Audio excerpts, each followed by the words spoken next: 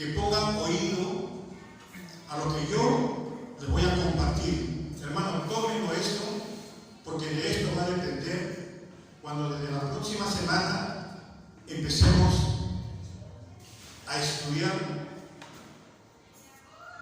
todo lo que es el libro de Apocalipsis, ¿no? Han habido muchas controversias sobre el tema y sobre las cosas que hemos estado estudiando, pero de una cosa estoy seguro, de que todo lo que ustedes escucharon desde el domingo pasado hacia atrás es útil para sus vidas. Y todo lo que hemos escuchado sobre el libro de Apocalipsis es precioso y es maravilloso. Quien me enseñó a mí este libro de Apocalipsis fue una persona que lo estudió durante 60 años, un catedrático americano, maestro de la palabra del Señor.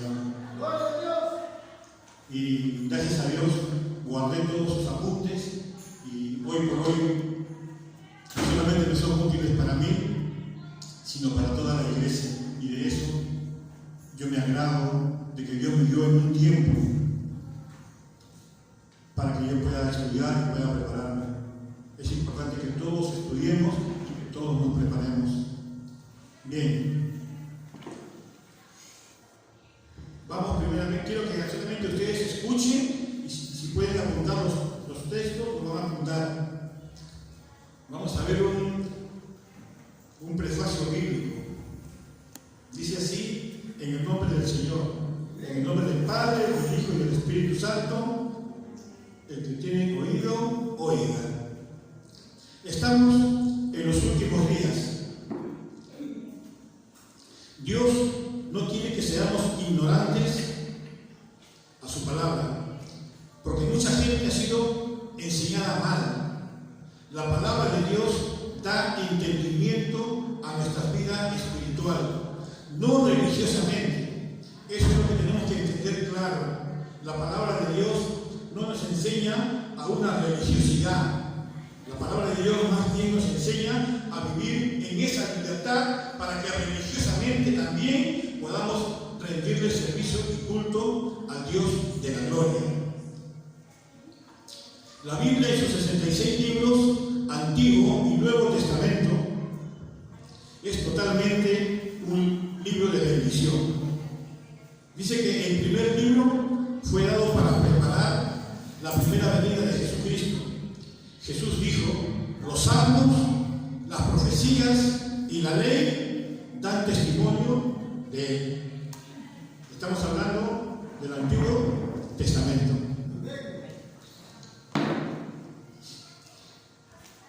$3,600 años de revelación, tiempo en el que se cerró el canon del Antiguo Testamento con el libro de Malaquías.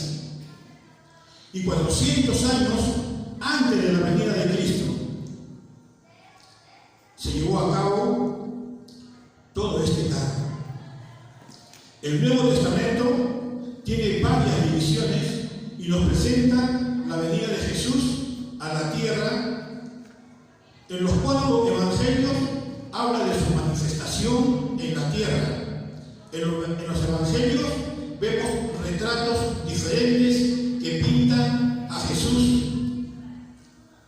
Marcos lo ve diferente a como lo ve Mateo, como lo ve Lucas y como lo ve Juan. Cada uno con una óptica diferente, pero siempre considerando a Jesús como el Hijo de Dios. En el libro de los Hechos, que es un libro histórico, en contenido es la propagación de su mensaje. En el libro de los Hechos podemos ver que los judíos predicaron durante 10 años. Y este es un libro histórico. Luego vienen las epístolas, que dan la explicación de su mensaje. Luego vemos la visión y vemos lo que Jesucristo hizo por nosotros en la cruz. Las epístolas hablan de que tenemos un lugar en Jesús y victoria. Luego viene el último libro de Apocalipsis, donde habla de la consumación de su reino. Habla de la segunda venida del Señor y todo lo que hizo con el hombre desde Adán hasta 7000 años, final del milenio. Apocalipsis puede ser entendido con temor y no es un libro de la revelación del anticristo. La gente se asusta al leer sobre el dragón de 7 cabezas, pero lo que tú no sabes te lo puede mostrar este libro, porque este libro es la revelación de Jesucristo. Juan fue el receptor para manifestar a sus siervos, para manifestar a nosotros. Nosotros somos los siervos del Señor. En Apocalipsis 1:1 dice que esta manifestación fue escrita para los siervos de Jesucristo. En el verso 2 dice que ha dado testimonio de todas las cosas que ha visto. En el 3 dice, bienaventurado el que lee. Y en griego, y dice, en el griego dice, el que esté leyendo, o magnosco, significa presente. Es el único libro que te promete bendición. La Biblia te promete bendición, pero este libro te promete directamente y personalmente una bendición. Los que guardan la palabra de esta profecía son bienaventurados. Aquí podemos encontrar que hay 3 verbos: leer, oír y guardar. Todo este libro es una profecía que hay que discernirlo en el espíritu. Cuando lean Apocalipsis, no podemos leerlo tan rápidamente ni asustarnos por los signos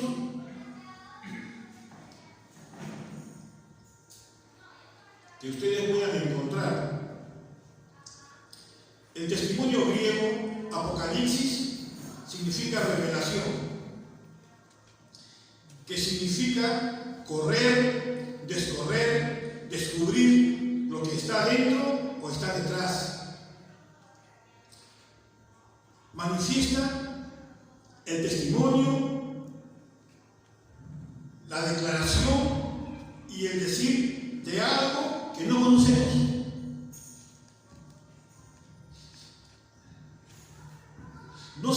No dice misterio, que es algo diferente.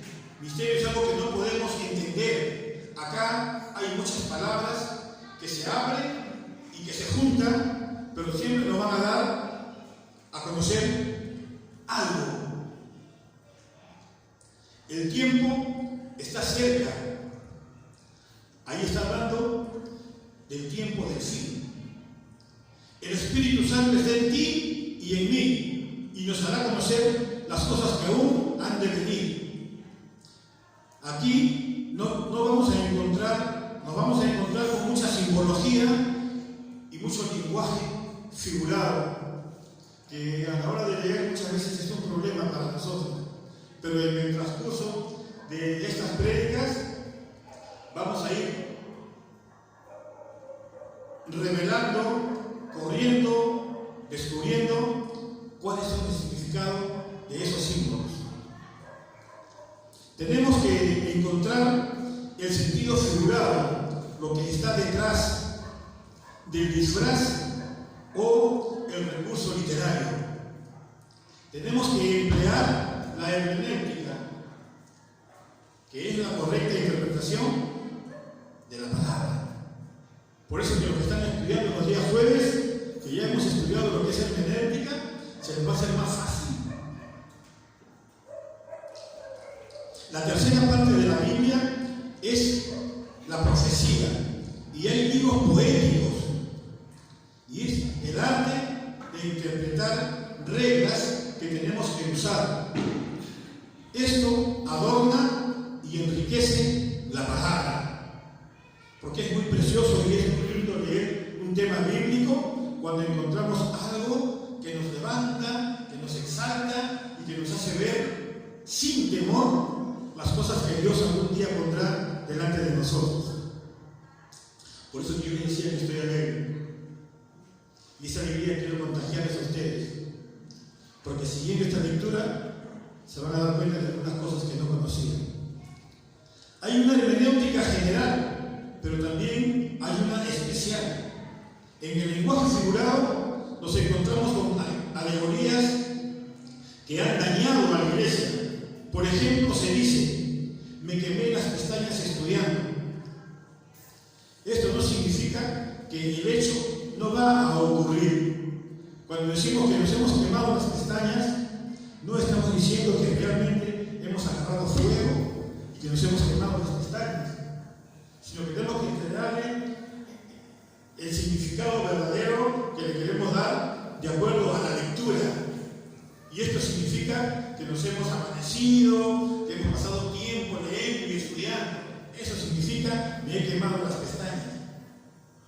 En un tiempo alguien aquí en la iglesia se molestaba cuando nosotros cantábamos levántate, Señor.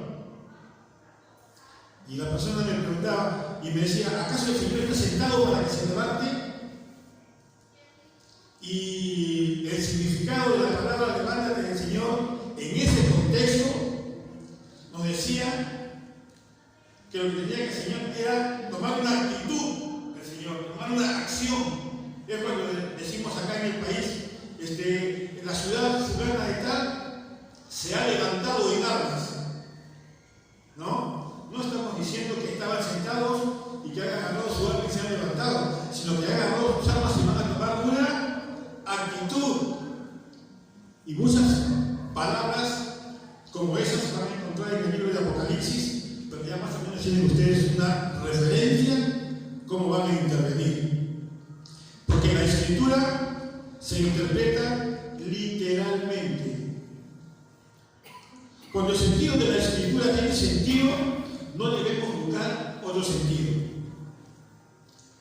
Cuando encontramos en el texto una respuesta, ya no tenemos que apresurarnos a encontrar el contexto. Tenemos el sentido de lo leído en un sentido primario. Tenemos que utilizar toda la simbología del Antiguo y Nuevo Testamento. No podemos decir que la simbología del Antiguo Testamento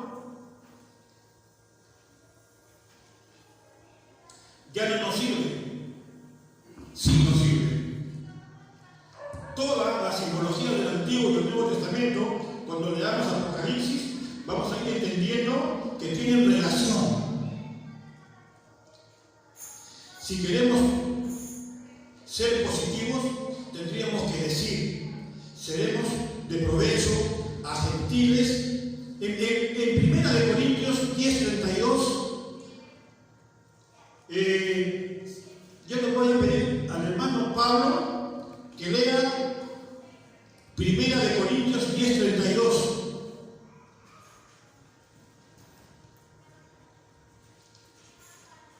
Le voy adelantando que hay profecías, hermanos, que son para judíos, otras que son para la iglesia, y todas estas se van a cumplir, pero en su contexto. Sí, Pablo, 1 Corintios 10:32. Así dice la palabra: no seáis tropiezo ni a judíos, ni a gentiles, ni a la iglesia de Dios. Amén. Ahí está hablando en un sentido negativo, ¿verdad? No seáis tropiezo. Pero si nosotros queremos ser positivos, tendríamos que decir, seremos de provecho a gentiles y judíos y a la iglesia. Amén. Dios tiene un pacto Abraham, con Isaac y con Jacob. Debemos interpretar la Escritura con la misma Escritura. Esa es la interpretación que le tenemos que dar. Tenemos que interpretar la Escritura con la propia Escritura. Apocalipsis 12 habla de una mujer vestida de sol. Ella es simbología. Una mujer vestida de sol y tiene bajo sus pies la luna. En un sueño de José se manifiesta en Génesis 37. No lo lean, pero apúntenlo para que después lo encuentren. Génesis 37 dice la misma simbología: el sol, la luna delante de Jacob. Y les explico: el sol y la luna son los patriarcas y la mujer es Israel. Y eso lo vamos a encontrar en Génesis 37, 9 y 10. Vamos a encontrar la palabra cuernos, mares en Daniel, y también lo vamos a encontrar en Apocalipsis. Y en los dos, estas palabras tienen el mismo significado. El pueblo de Israel regresa a su tierra en un tiempo profetizado, y eso lo encontramos en Ezequiel 4. En Génesis 10, que viene de la cultura cristiana estableciéndose judaica. Esto viene de Génesis 10, viene de la cultura judío-cristiana, estableciéndose 70 naciones con los hijos de Noé, Sem, Cam y Jofé. Estos hijos se establecieron allí. En Génesis 12, Dios establece a Israel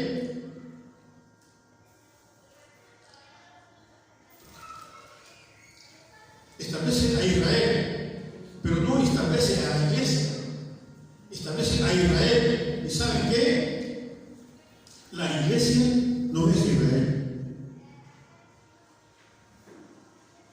En Génesis 37 dice que José tuvo dos sueños, y en uno de ellos vio el sol, la luna, inclinándose delante de él. ¿Qué significa esto?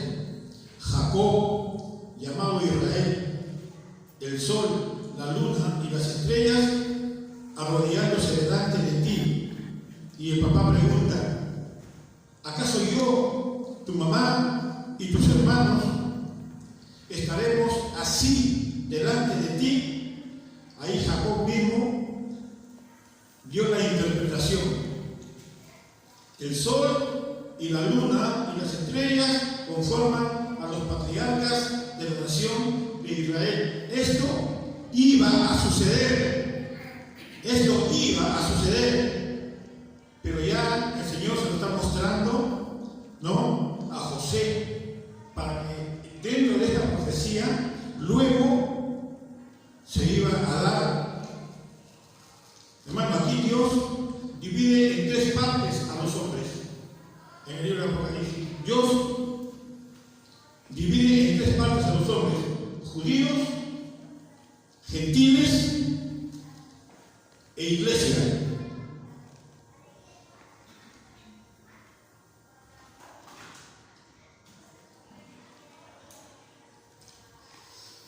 En 1 Corintios 10:32, Pablo, léelo por favor.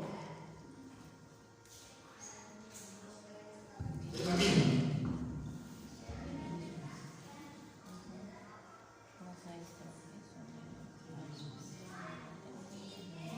No seáis tropiezo ni a judíos, ni a gentiles, ni a la iglesia de Dios.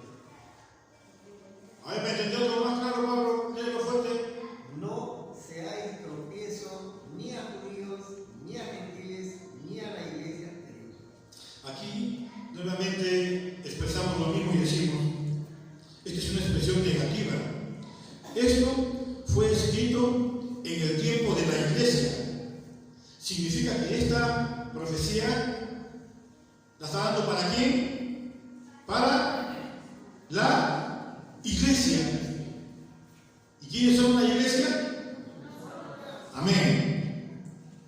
Esto fue en el primer siglo. Hay profecías para los judíos que todavía no se han cumplido y no se deben confundir con las profecías dadas a las iglesias. La iglesia no ha tomado el lugar de Israel. Ellos son nación, hablando de Israel. En el 14 de mayo de 1948, recién se declara a Israel como nación. Y eso lo encontramos en Ezequiel 4, cuando regresó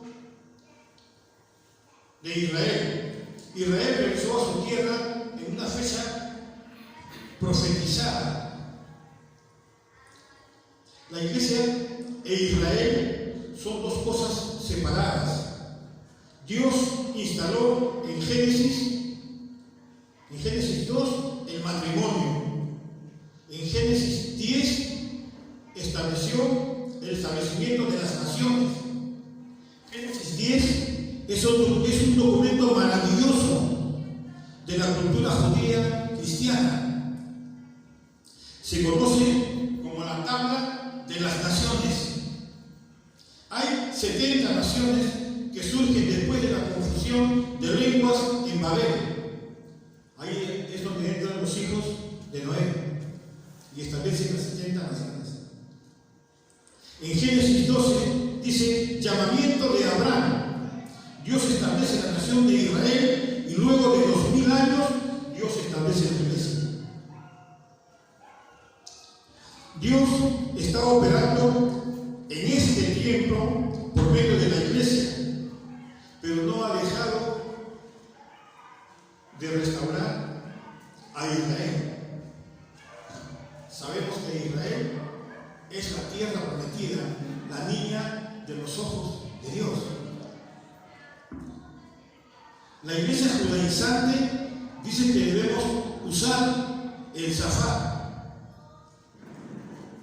Esa es la iglesia judaizante. ¿Y qué es el zafar? Es un cuerno de carnero, o también que te coloques un tipá para cubrirte la cabeza, ¿no? De esas cosas es para los judíos, no es para nosotros. Nosotros no necesitamos tener esa vestimenta ni esas cosas, porque nosotros somos la iglesia.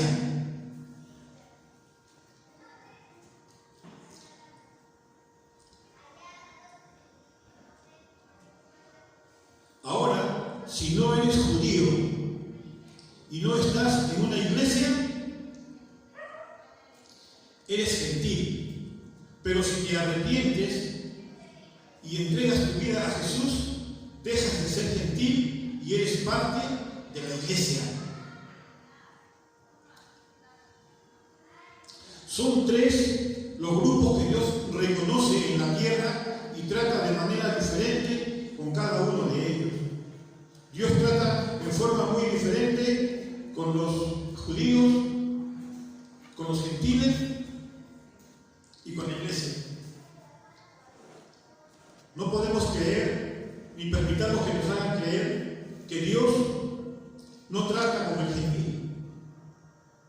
Sí trata como el gentil, sino que el gentil no quiere entender las cosas de Dios.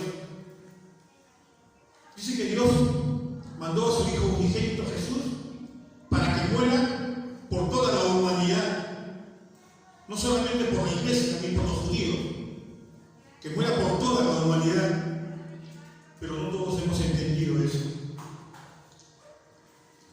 Cuando leemos las profecías, tenemos que preguntarnos a cuál de estos grupos está hablando tal profecía.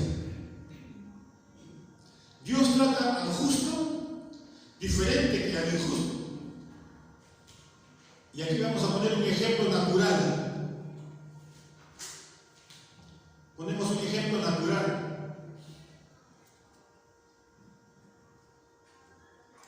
Si tenemos 2 o 3 hijos y uno de ellos se porta mal, tenemos que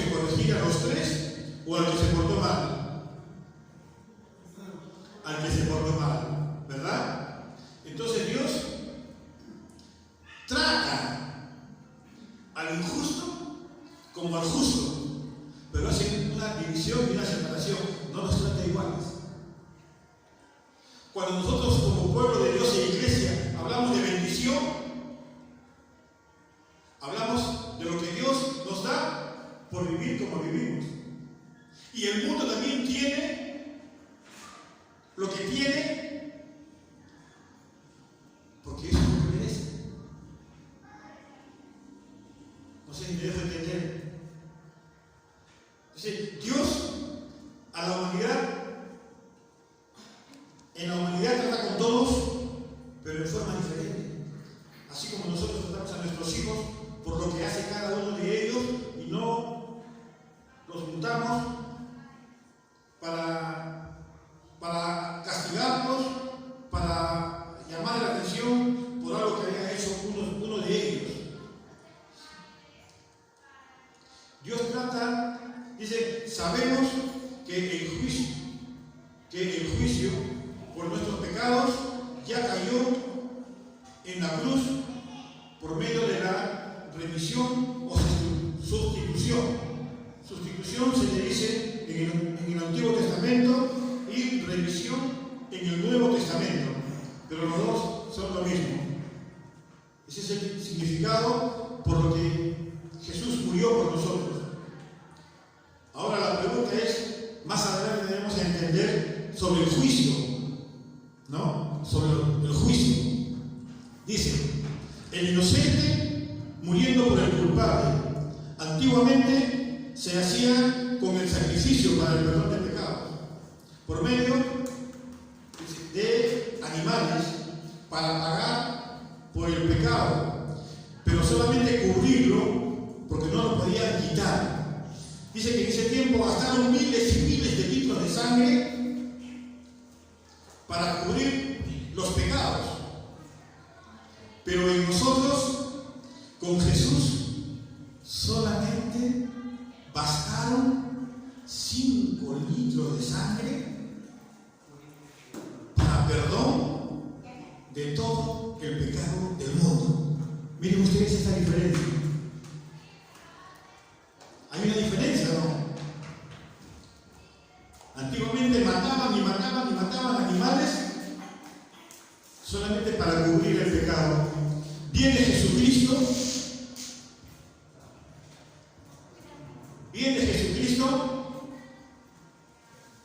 es muerto en la cruz y al derramar su sangre somos limpiados y somos lavados y nuestros pecados son perdonados. Cuando leamos de las copas, sumisión, remisión y la ira de Dios, y cuando el agua se convierte en sangre, no debemos asustarnos porque eso no fue escrito para nosotros.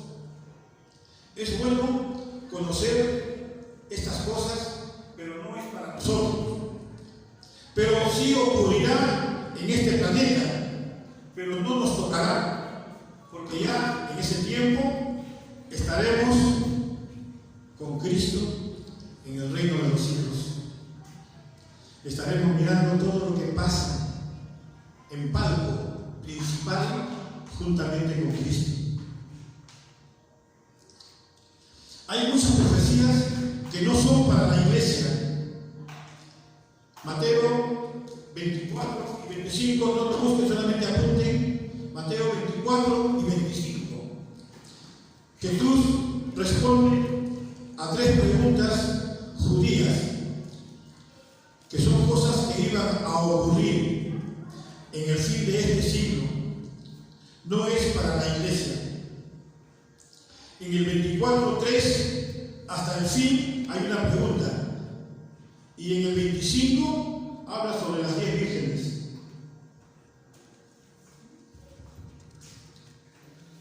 Con la venida de Cristo, la iglesia no existía en esos tiempos. Por ello, le dice que perseveren hasta el fin y serán salvos.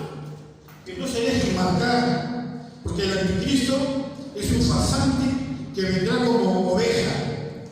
Aquí tenemos al apóstol Juan. Esto ocurrió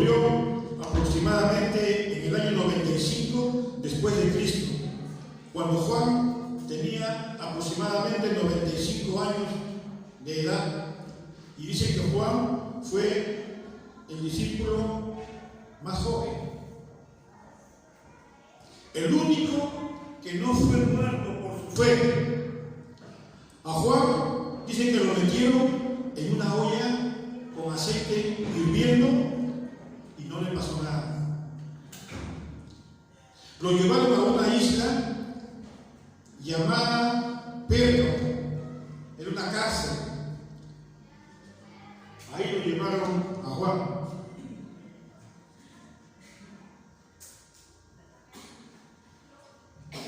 Apocalipsis 1:9 dice: yo, Juan, vuestro hermano y copartícipe vuestro en la tribulación, en el reino y en la paciencia de Jesús, en todas las circunstancias. Estaba en la isla llamada Patmos por causa de la palabra de Dios y el testimonio de Jesucristo. Miren lo que decía Juan en ese tiempo. Si acaso muchos de nosotros nos estamos metidos a veces en una cárcel espiritual, en una cárcel llena de miedo, de temores y rencores. Pero dice Juan: copartícipe vuestro en la tribulación, en el reino y en la paciencia. Ejemplo para nosotros, que tenemos que estar en todo tiempo delante de Jesús, pasando por los tiempos que vengan, que no nos preocupemos por lo que podamos pasar, que nos preocupemos por estar siempre ligados a la palabra, escuchando y poniendo por obra la palabra, mirando a todos los siervos, a los hijos de Dios, como mirar a Cristo, con ese amor que muchas veces no podemos entender, y que estos hombres, aún pasando y metiéndolos en una olla con aceite, no dejaban de glorificar el nombre de Cristo. Verso 10, en Apocalipsis 1, 10, 12, dice: yo estaba en el Espíritu en el día del Señor y oí detrás de mí una voz como de trompeta. Nos está diciendo que no era una voz de trompeta, sino una voz como de trompeta. Quiere decir que era una voz fuerte, como un rayo, como un trueno. Así era la voz que Juan escuchaba. En el verso 11 dice que decía, esta voz decía: yo soy el alfa y la omega, el principio y el último. Escribe en un libro lo que ves y envíalo a las 7 iglesias que están en Asia Menor. Y estas iglesias son Éfeso, Esmirna, Pérgamo, Tiatira, Sardis, Filadelfia y la Odisea. Verso 12: y me volví para ver la voz que hablaba conmigo, y vuelto vi un candelabro de oro, que en el Antiguo Testamento se llamaba menora. Este candelabro se llamaba menora.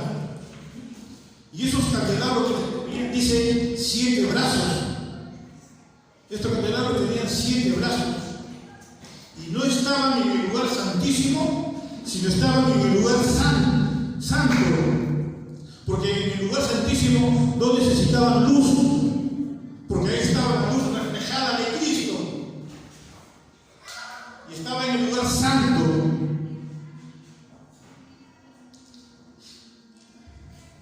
Y ahí dice que en medio de los 7, y en medio de ellos, Jesucristo resucitado. Dice que ninguno conoció a Jesús como lo conoció Juan. Jesús en medio de los 7 candeleros.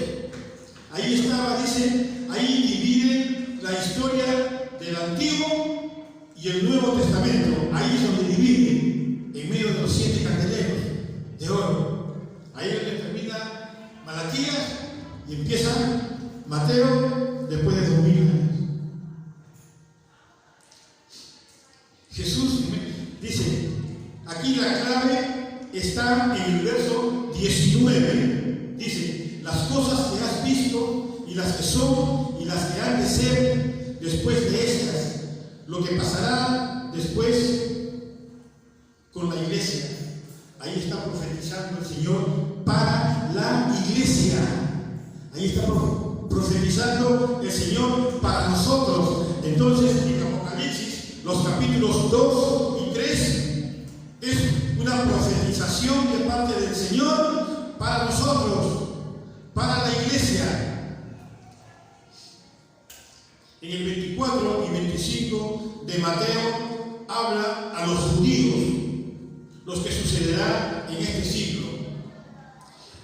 También apunten eso para que lo busquen en Mateo, que ahí en Mateo está profetizando para los judíos. Otro texto dice, los que estén en Jerusalén huyan a los montes. Los que estén en Jerusalén huyan a los montes. No está diciendo a los que estén en Pachacute huyan a los montes, ni los que están en Lima huyan a los montes. Está diciendo los que están en Jerusalén. Entonces, ¿para quién es esa profecía? Para los judíos. Amén. Entonces ahí se nos va juntando los textos y se van abriendo para nosotros poder darle un entendimiento por el Espíritu Santo de Dios. En el pasaje también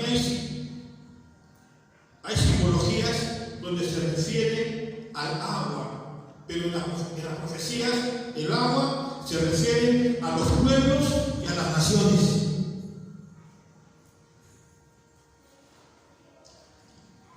¿Qué les parece? Esto solamente es el prefacio del libro de Apocalipsis. En la próxima semana vamos a hablar del capítulo 4 y, si nos da tiempo, hasta el 5, porque es importante que podamos entender desde cuándo viene este pleito entre judíos y palestinos, cuál es la razón y cuál es el motivo. Si a nosotros nos afectará como iglesia, si nos afectará como país.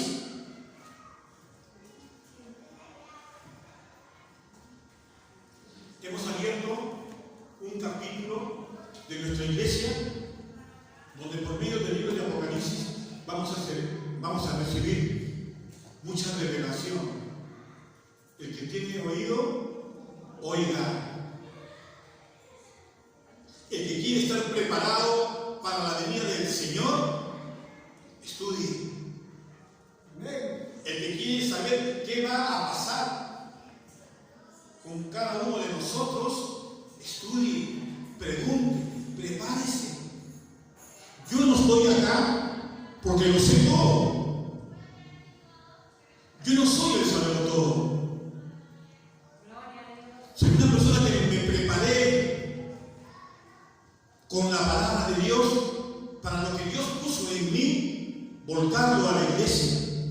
Y hoy se desata un nudo, porque esto va a servir como prefacio para muchas cosas que vendrán, muchas cosas que desconocemos y muchos miedos que tenemos al libro de Apocalipsis. Hay cosas y profecías en el libro de Apocalipsis que no nos van a llegar como iglesia ni como persona. No tenemos que asustarnos. Dios no hizo este libro para que nos asustemos. Dios hizo este libro para que sea de bendición para nuestras vidas. Dios es malo, Dios es bueno, misericordioso y amoroso. Ese es el Dios de la salvación. Lo único que quiere Dios es que tú te pongas a derecha. Lo único que quiere Dios, ver en ti o verte a ti con piernas dobladas, orando y llorándole, agradeciéndole por todo lo que Él te da. No sacando tu mirada de Cristo y poniéndolo en las personas. No saque su mirada de Cristo. Miren este Juan, él se metió a la olla y no le pasó nada. Si tú estás en problemas, no te va a pasar nada. Es bueno que pases tu desierto, porque de eso vas a aprender.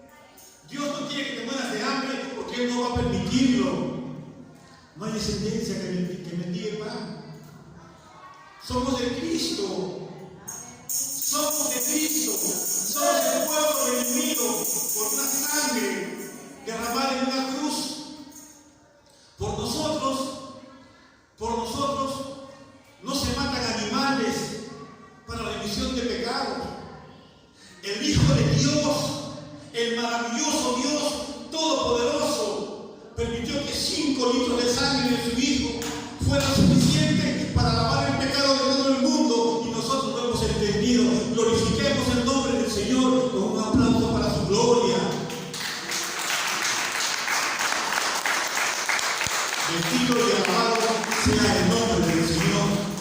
Démosle toda la gloria y toda la honra a Él. Por hoy yo voy terminando, y día jueves estamos acá, 3:30, 1:15 para las 3 de la tarde, para que ahí podamos hacer preguntas sobre el tema, para que ahí sigamos estudiando lo que es.